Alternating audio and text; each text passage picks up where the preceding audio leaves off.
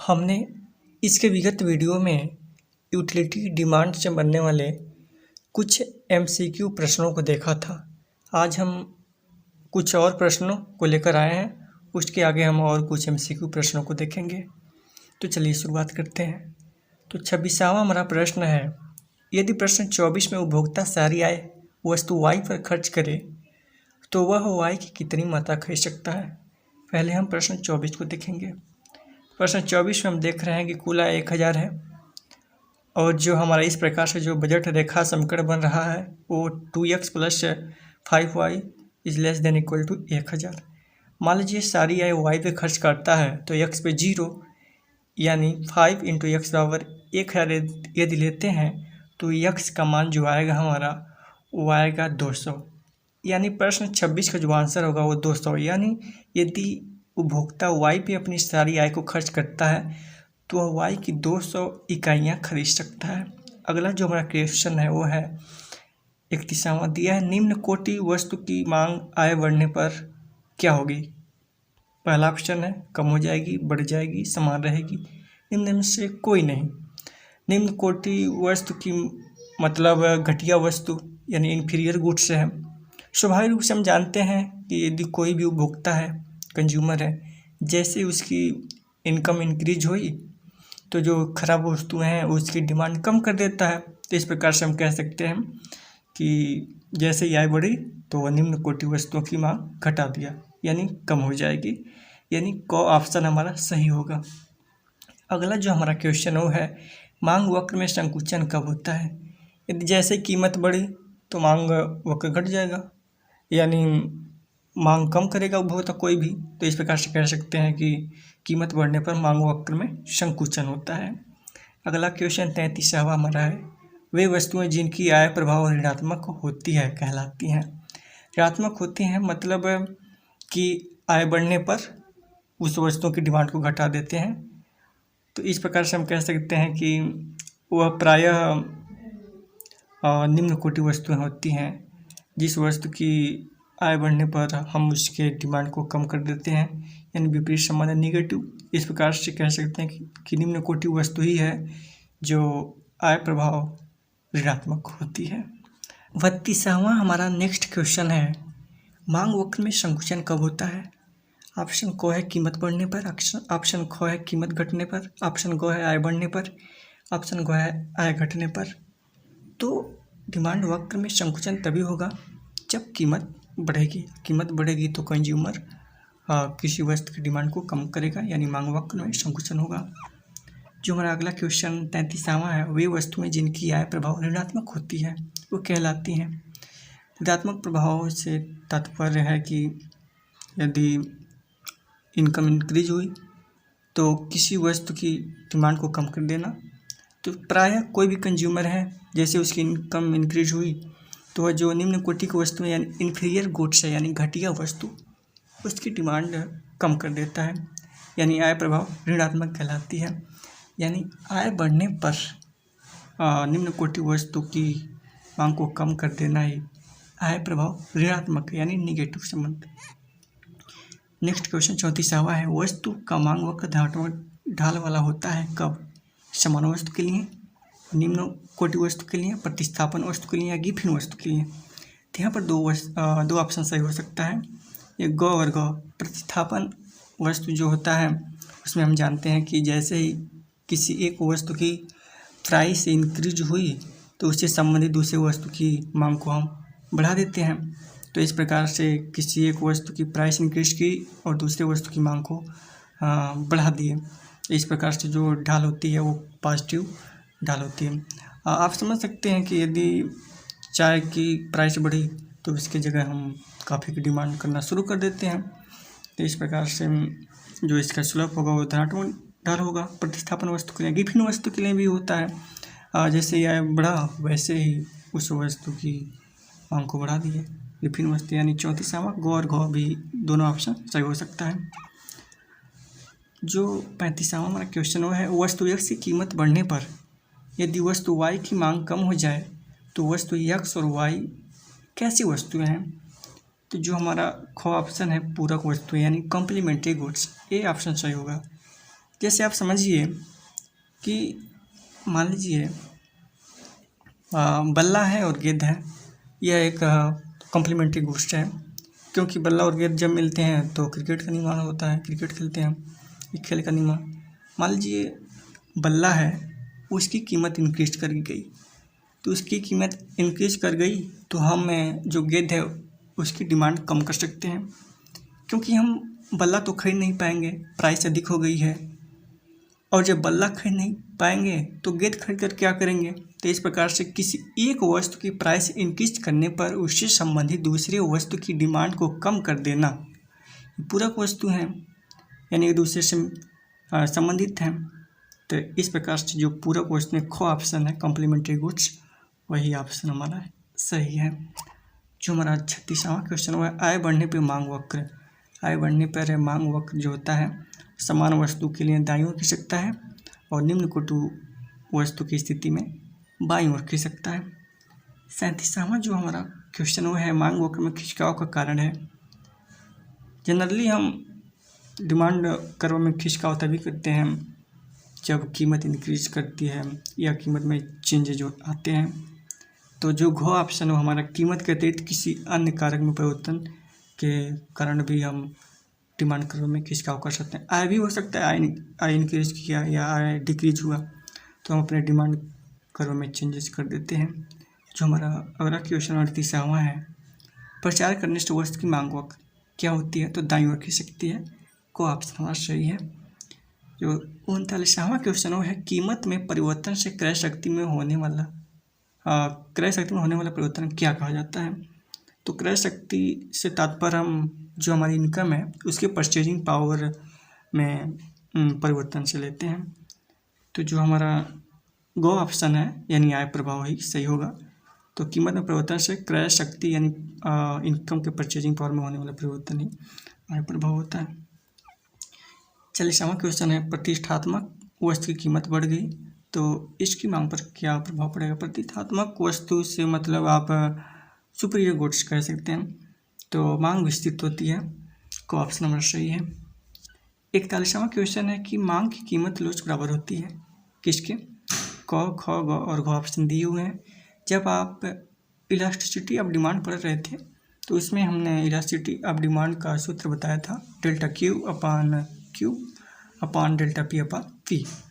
जब अभिष्ट फार्मूला निकलता है तो होता है पी अपान क्यू गुणे delta Q upon delta P. तो घ ऑप्शन हमारा सही होगा। जो 42वां क्वेश्चन वो है, मांग की कीमत लोच जब इकाई के बराबर हो तो मांग का वक्र कैसा होगा। तो मांग की कीमत लोच जब इकाई के बराबर होता है तो जो मांग का आकार होगा वह आयताकार अति परवलयाकार होगा। जब हम इलास्टिसिटी ऑफ डिमांड पढ़ा रहे थे तो उसमें जब हम यूनिट इलास्टिसिटी ऑफ डिमांड को पढ़ाए थे तो उसमें हमने बताया था कि आयताकार अति परवलय का आकार का हो जाता है मांग वक्र। जो हमारा अगला क्वेश्चन वो है 43वां, बेरोजगार मांग का अर्थ है। बेरोजगार मांग वक्र जब आप बनाते हैं तो उसमें हम देखते हैं कि जो वक्र है, जो रेखा है वह वाई एक्सिस के समांतर हो जा रही है, यानी जो इलास्टिसिटी ऑफ डिमांड है वह 0 हो रही है। नेक्स्ट क्वेश्चन हमारा 44वां है। 44वां क्वेश्चन है, यदि किसी वस्तु की कीमत में परिवर्तन के बिना ही उस वस्तु की मांग में वृद्धि होती जाए तो उस वस्तु की मांग की कीमत लोच कितनी होगी। यानी मान लीजिए परिवर्तन उसमें ना हो या हो तो बहुत सूक्ष्म हो और उस सूक्ष्म परिवर्तन से उसके मांग में अधिक वृद्धि हो जाए तो उसे हम इनफाइनाइट इलास्टिसिटी ऑफ डिमांड कहते हैं, यानी पूर्णतः लोचदार मांग। जब आप इलास्टिसिटी ऑफ डिमांड पढ़ रहे तो इसके बारे में हमने गहन चर्चा की थी। तो जो घ ऑप्शन है वो हमारा सही आंसर है। जो हमारा 45वां क्वेश्चन वो है, एक सीधी रेखा नीचे की ओर ढलान वाले मांग वक्र के मध्य बिंदु पर मांग की लोच होती है।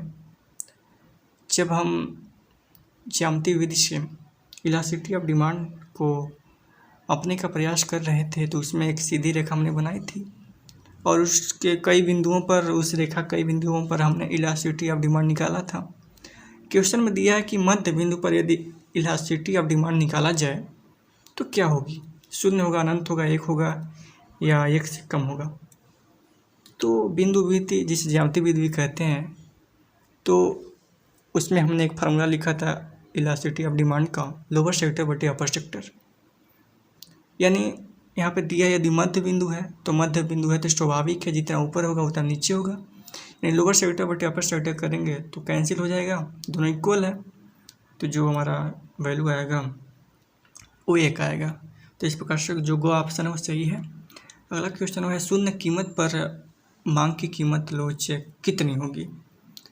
चूँकि elasticity of demand equal to delta Q upon delta P upon P होता है। जब आप डेल्टा पी अपन पी का मान 0 रख देंगे और 0 से जब डिवाइड करेंगे तो जो हमारा वैल्यू आएगा वो इनफाइनाइट यानी अनंत आएगा। तो ख जो ऑप्शन होगा वो हमारा सही आंसर है। नेक्स्ट जो हमारा क्वेश्चन वो है 48वां, जब मांग वक्र अक्ष के समांतर होता है तो मांग की लोच कितनी होगी। दो कंडीशनों में दो आंसर हो सकते हैं इस प्रश्न के। पहला वो कंडीशन जिसमें मांग वक्र एक्स एक्सिस के समांतर हो, और दूसरा वह कंडीशन जिसमें मांग वक्र वाई एक्सिस के समांतर हो। जब एक्स एक्सिस के समांतर होता है तो इलास्टिसिटी ऑफ डिमांड में हमने वह रेखा चित्र बनाया था जिसमें इलास्टिसिटी ऑफ डिमांड इनफाइनाइट था यानी अनंत था। यानी जब मांग वक्र एक्स एक्सिस के समांतर होगा तो पूर्णतः लोचदार यानी इनफाइनाइट होगा यानी अनंत, और जब एक्स एक्सिस के समांतर होगा तो पूर्णतः बेलोचदार यानी जो इलास्टिसिटी ऑफ डिमांड है वो शून्य होगी। अगला क्वेश्चन जो हमारा 49वां वो है, यदि किसी वस्तु की कीमत में परिवर्तन से वस्तु पर किया जाने वाला कुल व्यय समान रहे तो मांग की कीमत कितनी होगी। तो इसका सही आंसर गौ है, इकाई होगी। जब हम मांग की लोच की मापने की विधियों को पढ़ रहे थे तो एक विधि था कुल व्यय विधि यानी टोटल एक्सपेंडिचर मेथड। तो इसमें एक फार्मूला है जो हमने बताया नहीं था, लेकिन अब आप नोटिस कर सकते हैं वो फार्मूला था लिवाफस्की का फार्मूला था elasticity of demand equal to 1 minus E1 minus E0 upon D0 कोष्टक में P1 माइनस P0, जहाँ पर E1 जो है वस्तु का जो नया टोटल एक्सपेंडिचर है, E0 प्रारंभिक टोटल एक्सपेंडिचर, D0 प्रारंभिक डिमांड, P1 परिवर्तित प्राइस, P0 प्रारंभिक कीमत है। जब इस फार्मूले में आप वैल्यू को पुट करेंगे तो जो हमारा मांग की कीमत लोच है वो एक आएगी, यानी जो ऑप्शन है वो हमारा सही है। 50वां क्वेश्चन है, नीचे दिए गए तालिका एक वस्तु की कीमत व मांग को दर्शा रही है। तो क्वेश्चन है हमारा मांग की कीमत लोच कितनी होगी।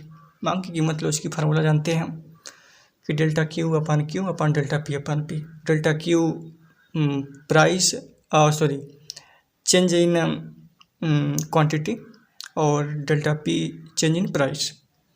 तो देख रहे हैं जब प्राइस 10 था तो जो हमारी क्वांटिटी है वो 20 है, और जैसे ही प्राइस हमारी चेंज होकर 12 हो गई वैसे ही क्वांटिटी हमारी 18 हो गई है।